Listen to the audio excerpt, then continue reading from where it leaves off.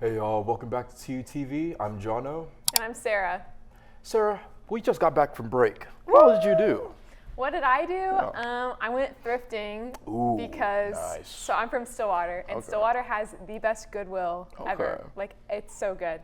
So, little fit check. I got this little tweed men's vest at the Stillwater Goodwill. Shout out. Nah, I mess with this outfit. No, definitely. Wait, so what's this inspiration behind this outfit? Okay, so today when I woke up, I asked myself, how can I dress the most like Frog and Toad, like the children's book? And so far, I had two people, so both Jono and one of my friends today said that that's what I looked like. So I think mission accomplished. That is a clean, valid fit, I must say. You. Definitely. No, you're blowing me out the water today, definitely. Okay, but you have the matching chain and bracelet, so you're still drippy. Okay, Don't worry. Fair. All right, yeah. All right, well, we will see y'all on the flip side. We're going to go ahead and get into the news. See y'all in a little bit.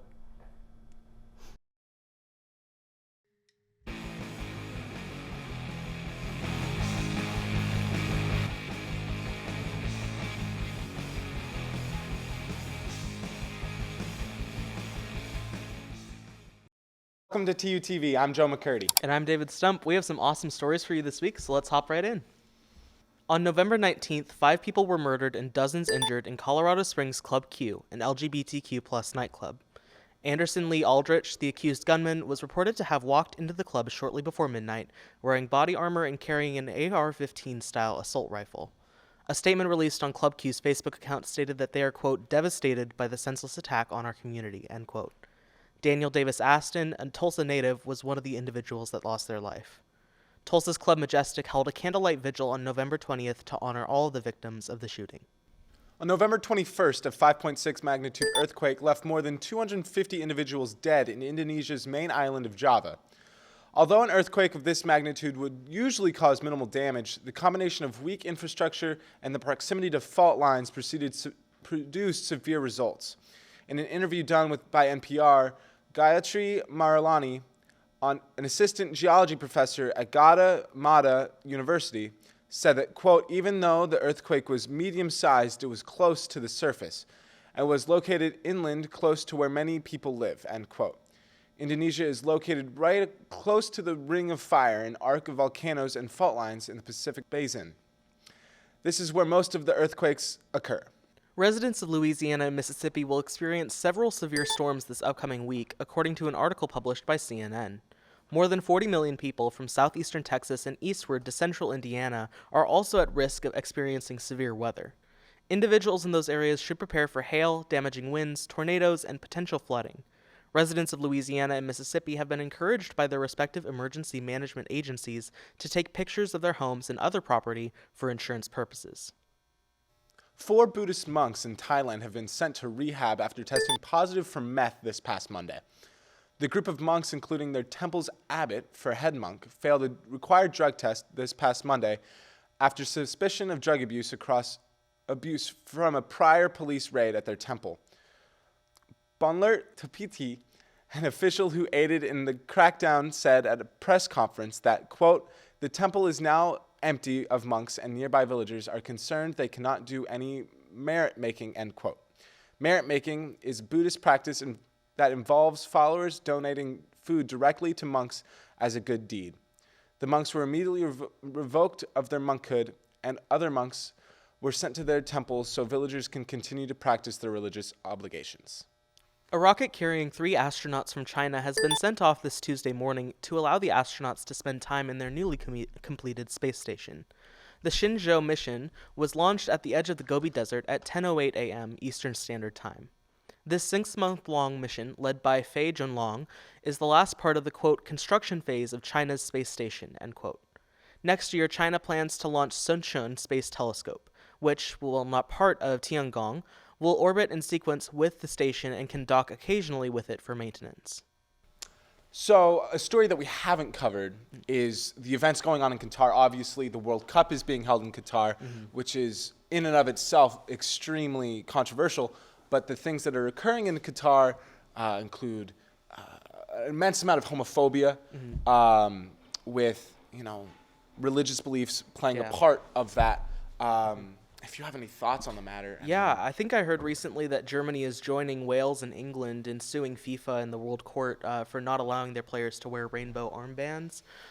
So yeah, there's just a whole lot of conflict there, and it's really sad to see. And recently there was a streaker that ran out across the field, and he had, I believe, respect Iranian women on the front of his shirt and save Ukraine on the back, and he was holding a LGBTQ flag. So obviously a lot of tension going on in Qatar. More on that as it develops. With that, I'm Joe McCurdy. We'll see you next time. Have a good one.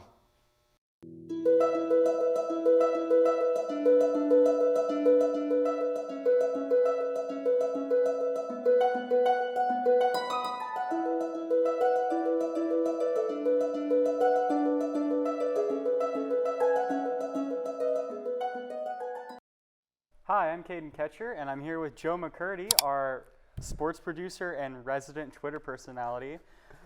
Today we are going to talk about some of the recent developments in the TU sports world. Yes. I hear you have a lot of opinions on this.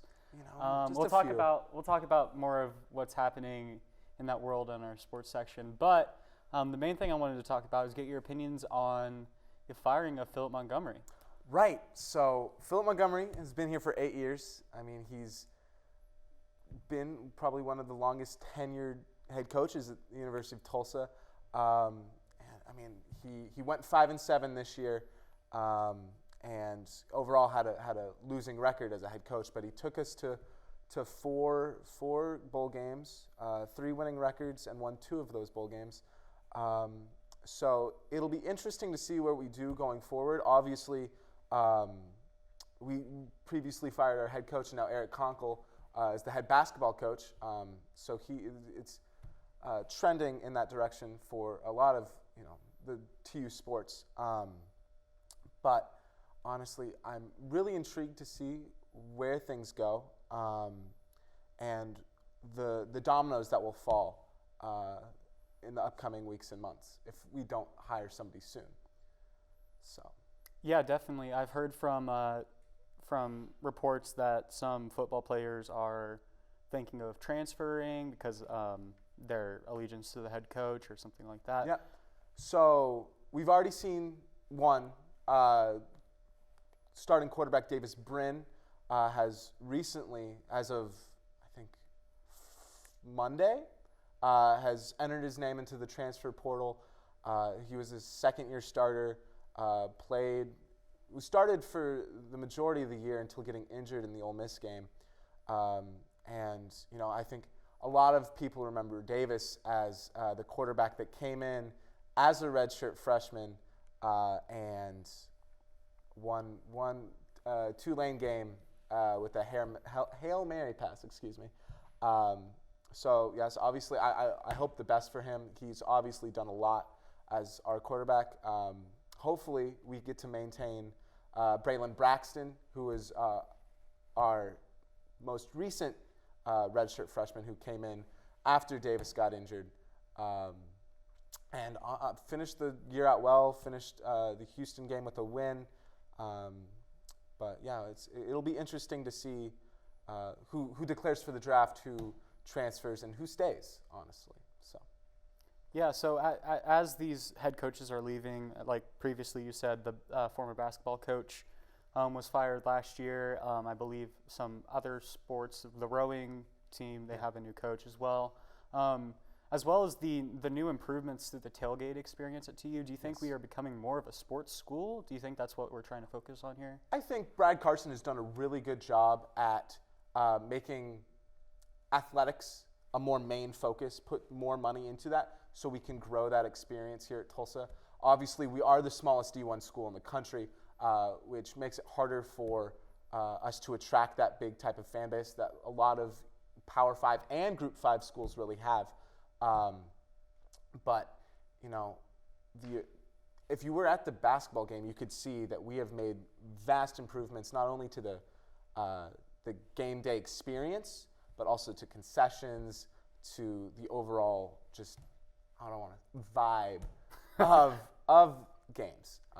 So hopefully, you know, with a new head coach and more excitement, because excitement came with Eric Conkle.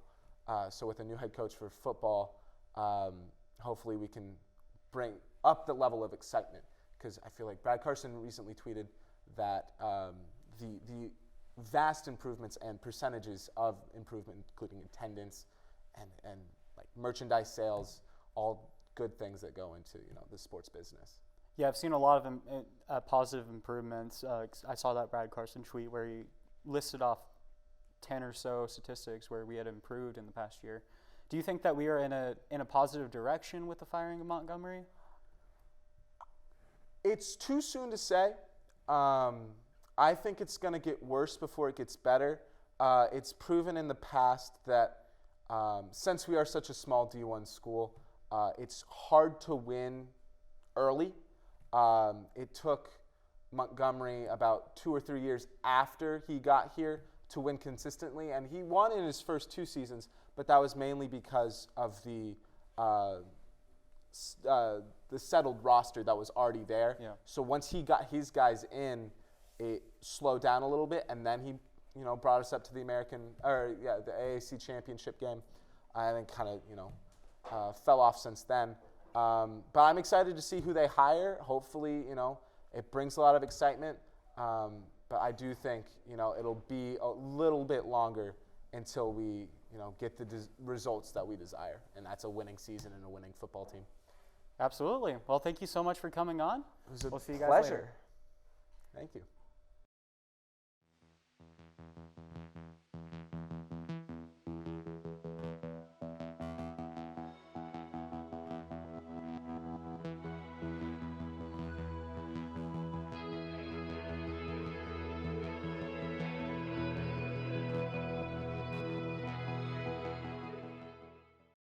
Welcome back to TUTV. I'm Joe McCurdy. And I'm Catherine Stenning. We've got some great stories, so let's jump right into it. Head coach Phillip Montgomery was fired late Sunday afternoon, being with the team since 2015. This was Montgomery's 8th season as the head coach at the University of Tulsa, where he accumulated a 45-53 record during his time here. Montgomery only had 3 winning seasons and only 2 bowl wins in his time as head coach. Tulsa went 5-7 this season, eliminating them from a bowl game. Big names have already declared for the transfer portal, with former starting quarterback Davis Brin submitting his name to the portal Monday morning. Brin threw for 5,660 yards and 37 touchdowns during his time at Tulsa. More on this story as it develops. Tulsa basketball season is underway and will host their second home game this Saturday. This is Tulsa's first season under new head coach Eric Conkle. Last year, Tulsa went 11-20 overall and 4-14 in conference play, which led to the firing of head coach Frank Haith. Currently sitting at 2-4 in the season, Tulsa is still working to iron out their new game plan under a new head coach. There is a lot to look forward to, with many multi-star recruits committing in the past month, on top of many game day improvements, including a new student section, improved concessions, and a new court light show. There are so many reasons to come out and support TU men's basketball. Tulsa men's soccer season officially comes to an end in the 3rd round of the NCAA tournament at the hands of Creighton. After it was thought that the season had come to a close after the quarterfinal loss to Memphis in the AAC tournament, the Golden Hurricane received an at-large bid to the NCAA tournament as the 15 seed. Tulsa beat Georgetown 1-0 in overtime with the help of Luke Jeffers' goal, and would advance to play Creighton, who had just defeated the number 2 seeded Washington Huskies. Alex Meinhardt got the scoring off early in the first half and held the lead going into halftime. Creighton would answer back early in the second half, tying the match at 1-1.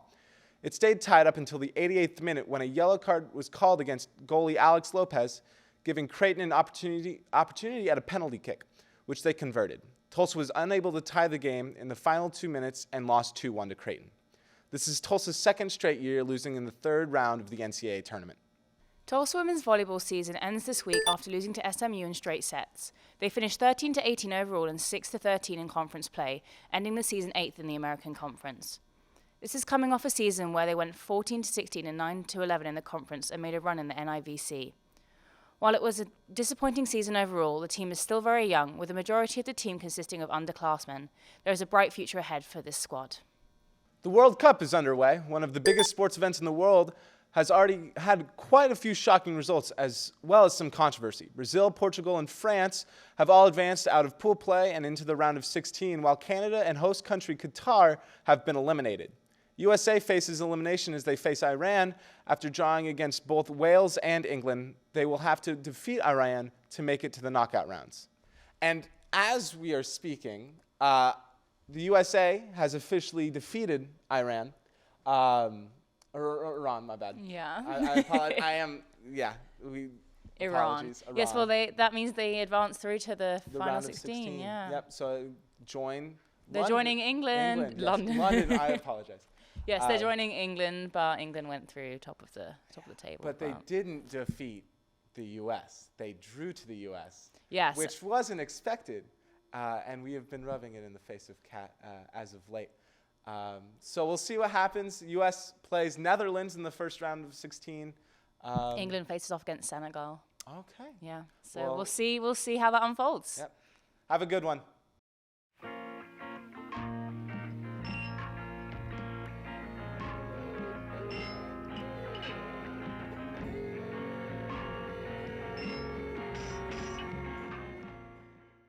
Hello and welcome to TUTV Entertainment. I'm David Stump. And I'm Aiden Whitaker. We got some exciting stories this week, so let's get right into it.